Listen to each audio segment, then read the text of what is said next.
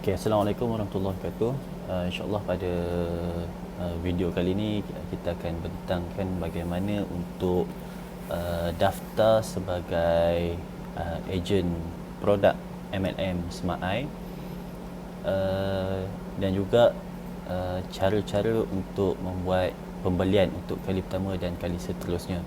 Okey, untuk maklumat, ini adalah paparan untuk kita punya MyLink.la punya link. Maknanya kalau kita dapat link ni, dia akan menunjukkan ruangan-ruangan yang ada lah.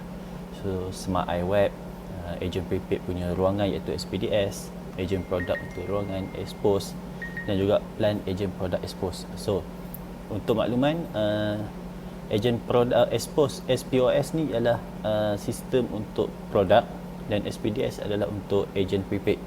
Jadi untuk kali pertama, kalau yang belum tahu plan-plan yang ada, so kita boleh pergi pada plan ejen produk Expose saja. Plan ejen produk. So bila kita klik, okey, website akan terpapar ke tempat ke muka hadapan yang baru dengan paparan plan ejen Smart Eye product. Kita punya paparan ni lah. Sekejap ya. Okey. So dekat sini kita akan nampak ejen pengedar platinum, gold, platinum dan juga stokis. So pengedar kita ada dua kategori dan stokis ada satu kategori. So dekat sini kita akan nampaklah kelebihan-kelebihan yang ada dan apa kelebihan bagi setiap package ataupun plan yang ada. So macam contoh kita tengok macam gold, okey, minimum pembelian dia ialah sebanyak 200 dan setiap item plan mempunyai infak komuniti. Dan juga tambahan akan ada layak menerima komisen pembelian ejen downline sekiranya terdapat kita dapat downline di bawah kita. Dan seterusnya adalah pengedar platinum, minimum pembelian ialah sebanyak 500 dan setiap pembelian mempunyai infak komuniti dan juga layak menerima komisen pembelian ejen downline. Okey, dan juga untuk stokis, sebanyak minimum pembelian dia ialah sebanyak 2000 dan layak mempunyai ejen pengedar gold platinum sendiri. Maknanya dia just beli je, maknanya dia beli bukan setakat beli barang, tetapi dia juga boleh ada ejen di bawah dia sendiri. Fungsi dia ialah ejen-ejen ataupun pengedar ni, dia pembelian dia akan terus kepada stokis, bukan terus kepada HQ. Ini adalah kelebihan yang ada lah. Seterusnya ialah percuma business card, percuma banting dan juga percuma banner, dan juga ada beberapa perkara lain lah yang kita akan sediakan. Okey, so dekat sini kita akan fungsi untuk setiap ruangan ni adalah hampir sama. Jadi kita akan fokuskan ke bahagian stokis terlebih dahulu. Okey, so dekat sini untuk contohnya ada yang nak daftar gold, klik daftar borang gold. Platinum, klik daftar borang platinum, dan juga sekiranya stokis, klik daftar borang untuk stokis. So kita akan pergi pada daftar borang stokis. Okey, ini adalah ruangan untuk pendaftaran. So dekat sini kita akan nampak maklumat dan alamat stokis. Pilih kategori ejen stokis ialah ejen stokis. Minimum pembelian ialah sebanyak 2000 dan juga seterusnya ialah nama. Okey, nama ni contohnya kalau lah dia ada kedai, pakai nama kedai, mana nama kedai. Sekiranya dia ada nama, pakai nama individu lah. Dan juga jenis pengenalan ialah sekiranya merupakan menggunakan IC biru. Okey, kita ambil NRIC iaitu kad pengenalan. Sekiranya pakai nama, sekiranya nama di atas ni menggunakan nama SSM, perlulah tulis pilihan BRN ataupun SSM. Dan seterusnya ialah pengenalan diri ni, sekiranya dia daftar bawah pengenalan diri, kena isi SSM dia lah ataupun BRN dia. Okey, sekiranya IC, kalau pasport, dan juga isi semua alamat poskod bandar negeri dan sebagainya, dan juga email dan juga nombor untuk dihubungi. Okey, maklumat bank stokis. Okey, maklumat bank ni adalah bertujuan untuk kita transfer komisen sekiranya ianya diperlukan, ataupun komisen ataupun refund, mana-manalah antara maknanya akaun bank ni adalah bertujuan untuk kita menghantar ataupun buat transaksi kepada pengguna akaun ni lah. Dan seterusnya ialah ketetapan kata laluan. So kata laluan kat sini maknanya pihak yang pembuat akaun ni lah yang perlu masukkan ketetapan kata laluan yang baru. Okey, selepas itu bila terima syarat dia adalah minimum pembelian 2,000, pembelian dan bayaran melalui portal utama ejen produk, penghantaran tempahan kepada stokis dalam tempoh 2, 3 hingga 7 hari mengikut keadaan semasa. Stokis layak melantik ejen dan kedai sebagai pengedar, harga jualan ditetapkan oleh HQ. Okey, ini adalah terma dan syarat dia untuk seketika ni. Dan juga insyaAllah ada penambahbaikan yang akan datang. So dekat sini klik setuju, klik saya setuju dan hantar borang. Okey, itu sahaja untuk cara untuk membuat pendaftaran stokis. Begitu juga dengan ejen produk. Kalau kita lihat ejen produk, kita lihat dekat sini. Okey, ejen pengedar gold dengan platinum ni, klik daftar borang.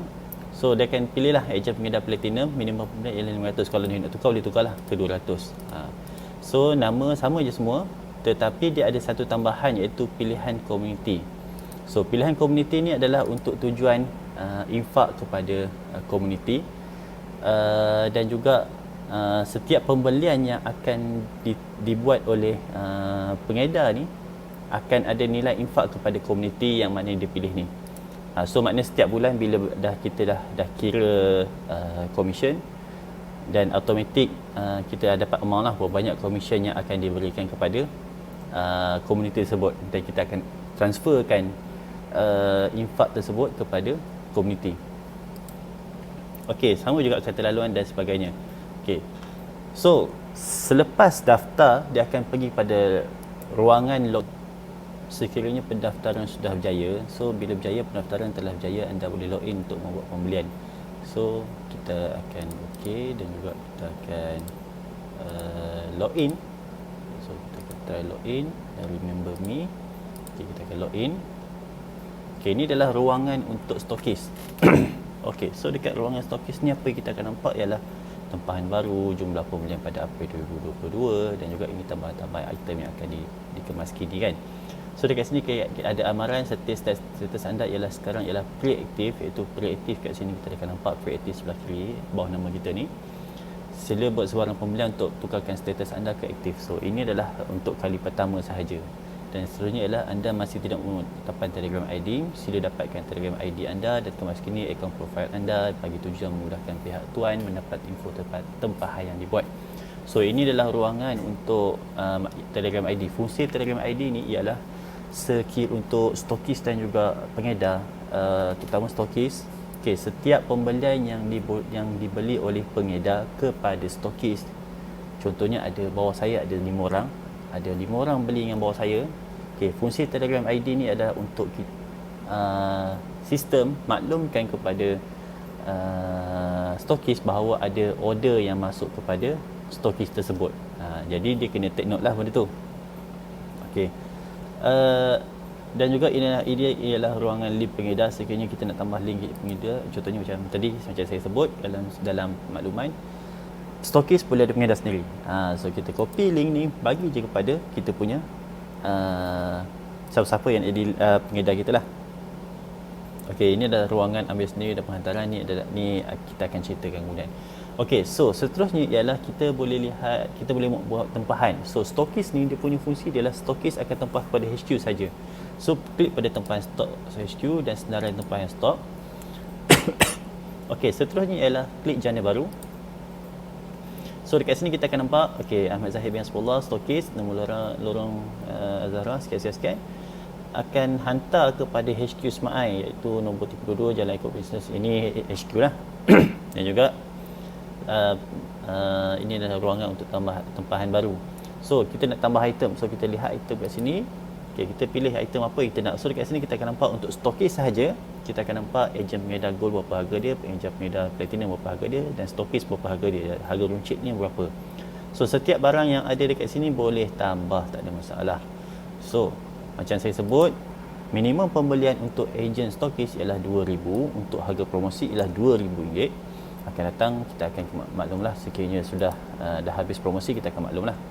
Okey, so jumlah minimum ialah di 2,000. Jadi kita kena buat pembelian sehingga RM2,000 dan ke atas. So kita klik tambah item untuk sabun pencuci pakaian.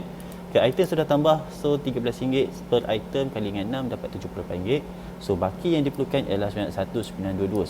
Selagi mana belum baki dia kosong, kita tak boleh nak teruskan pembelian yang ada di bawah ni. Ini dah ruangan untuk pembelian. So kita tambah lagi item, contohnya kita tambah sabun pencuci pakaian unggu, kita nak beli 60. Klik tambah. So baki lagi 1142. Contoh yang ni tadi kita 60 jugalah kan, 60 jugalah. Jadi cara dia ialah cara 60 sebelum 60 ialah 54. So tambah 54. Okey, dia akan jadi 60. Seterusnya tak cukup lagi 440, kita tambah lagi satu. Ini pun kita buat dalam 72 tambah. Okey, minimum ada baki lagi 188, kita tambah lagi. Ini pun 72 tambah. Okey. So maknanya pembelian sudah capai RM2,064. So dekat sini kita akan, contohnya saya tambah lagi lah. Saya tambah lagi, ini saya nak beli lagi 50. Dan juga seterusnya dan sebagainya lah. So kat sini 2,314. So jumlah minimum bila 2,000, baki diperlukan ialah kosong. So kat sini kita akan nampak, okey, pilihan cara bayar. Maknanya bila dah kosong, baki diperlukan ialah kosong, automatik sistem akan paparkan pembelian jumlah cara bayar ni lah. So klik dekat sini. So ada dua cara, iaitu pertama ialah ToyPay dengan FPX, ada cas RM1, dan yang kedua ialah transfer. So transfer ni perlu kita pilih transfer, kemudian kita kena uploadkan gambar tersebut ke dalam tempahan kita. So ToyPay dia akan pergi kepada transaksi ToyPay lah. So sebagai contoh kita buat kat sini ToyPay FPX, teruskan, kita klik OK. So sistem akan tolong hantarkan ke dalam website untuk pembelian. So 2,000, ada fee RM1 dan juga proceed untuk payment. So dekat sini kita bagi contoh bagaimana ending dia. So pembelian sudah dibuat dan dia akan return balik berjaya, pembayaran sudah berjaya. Jadi kat sini status pembayaran ialah paid dan juga status tempahan ialah request. So kat sini kita akan lihat, kita boleh lihat juga kat sini tempahan dia dan juga status tempahannya dan sebagainya lah. So dekat sini kita sebelah kanan ni pula kita akan nampak activity log. So sistem stokis telah membuat request pada 29.4, pada 9.25, dan juga pembayaran sudah dibuat pada 9.25 juga, 20 saat kemudian. Jadi sekiranya HQ akan membuat proses pembelian dan juga menerima tempahan, sedia untuk buat penghantaran dan sebagainya. Semua aktiviti kita boleh nampak dekat sini. Okey, ini adalah cara untuk pembelian. Walau cara stokis sama, cara pengedar pun sama. Yang paling penting ialah kepada ni siapa. Contohnya kalau contoh pengedar ni dia register bawah HQ, dia akan kepada HQ lah. Kalau pengedar ni register bawah stokis, maka dia punya agentnya ataupun stokisnya ialah yang dia daftarkan tu lah. Proses dia sama je, tak ada yang beza. Okey, so dekat sini kita akan nampak tempahan. Kalau kita lihat balik pada senarai tempahan adalah kita akan nampak senarai tempahan kita yang baru. Okey, ini hanya untuk stokis, di mana untuk tempahan sekiranya ada pengedar platinum ke ataupun gold ke, dia akan ada buat tempahan, dia akan pergi ke ruang tempahan pengedar. Ini tempahan stok ke HQ, tempahan daripada pengedar, senarai tempahan pengedar. So dekat sini kita akan nampaklah status request, kita akan nampak status accept ataupun dan sebagainya. So kita pun akan ada function yang hampir sama macam mana HQ buat. Itu adalah ruangan untuk stokis sahaja. So lokasi penghantaran, ada tempahan pelanggan dan sebagainya lah. Ini kita akan cerita kemudian. Okey, sekadar itu saja. Untuk sebelum tu, status sudah tukar pada aktif. Tadi pre-aktif, selepas pembelian kali pertama dia dah tukar pada status aktif. Baik, itu saja. Assalamualaikum warahmatullahi wabarakatuh.